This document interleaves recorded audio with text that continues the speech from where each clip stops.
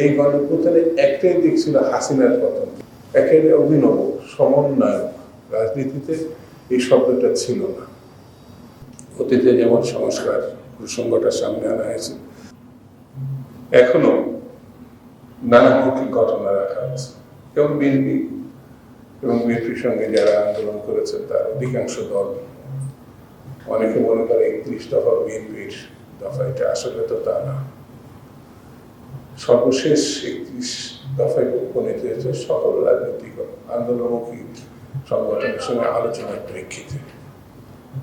সংস্কার যদি করতে চেতেন 31 দফায় যথেষ্ট ছিল। সামনে নিলে আমার মনে হয় এটা শেষ হতে পারত।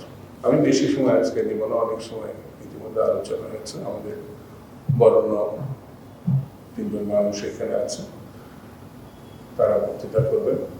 শুধু এতটুকু বলি,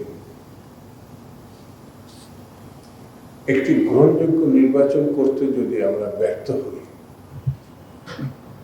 যেটি এই আন্দোলনে অন্যতম একটি দিক ছিল, 3টি কোঠারি গোষ্ঠী তাদের স্বার্থে, তাদের প্রয়োজনে যে 3টি নির্বাচন, তথাকথিত নির্বাচনের নামে যে ঘটনা সংগঠিত করেছে, তার থেকে বের হয়ে আসার যে সুযোগটা আমরা পেয়েছি। আমরা 53 বছরের অনেক ভালো কাজ যেমন করেছি, খারাপ কাজও আছে। ভালো নির্বাচন আমাদের আছে, 91-এ আছে। সেই সময় গণঅভ্যুত্থান পরবর্তীতে 90 দিনের ভিতরে কিভাবে নির্বাচন করতে হয়, তখনকার জাতীয় নেতৃবৃন্দ এবং তৎকালীন জাস্টিস শাহাবুদ্দিন সাহেবেরা দেখিয়েছে। কিন্তু নির্বাচন করতে এরকম সুদীর্ঘ কাল লাগবে, এটা আমার কাছে মনে হয়। সব থেকে বড় কথা হচ্ছে 69-এর গণঅভ্যুত্থান একমাত্র স্মার্ট সিটি বসুন্ধরা, আধুনিকতায় এক ধাপ এগিয়ে। 90-এর গণঅভ্যুত্থানের সঙ্গে এই গণঅভ্যুত্থানের পার্থক্য হচ্ছে, ওই দুটি গণঅভ্যুত্থানে সরাসরি রাজনৈতিক নেতৃত্বের একটি ব্যাপার ছিল বলে আমার কাছে মনে হয়, ছাত্র সংগঠন দল। আর এই গণঅভ্যুত্থানে ছাত্ররা নেমেছে, সাধারণ ছাত্ররা।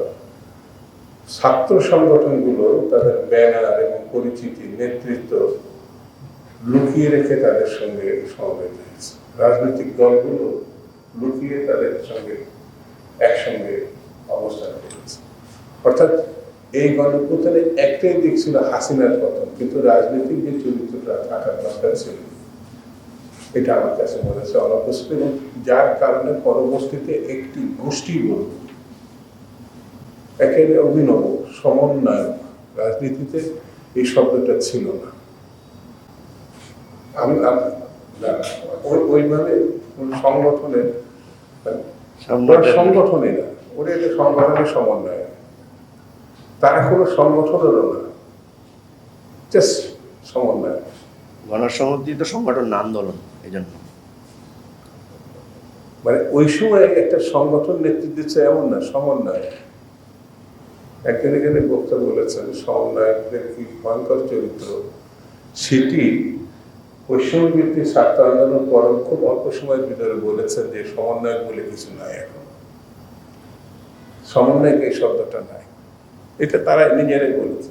আমি ছাত্র সংগঠন থেকে আসা, আমার বক্তব্য এটা, একটি রাজনৈতিক নেতৃত্ব চরিত্র না থাকলে যে বিপদগুলোর মুখোমুখি হয়, সেটা আমরা হয়েছি। আমি কোনো সংগঠনকে সমালোচনা করার জন্য এখানে আসি নাই, আসছি যে আমাদের ব্যর্থতা এবং সাফল্যগুলো চিহ্নিত করা এবং কোন দিকে যাব সেই পথটা চিহ্নিত করা।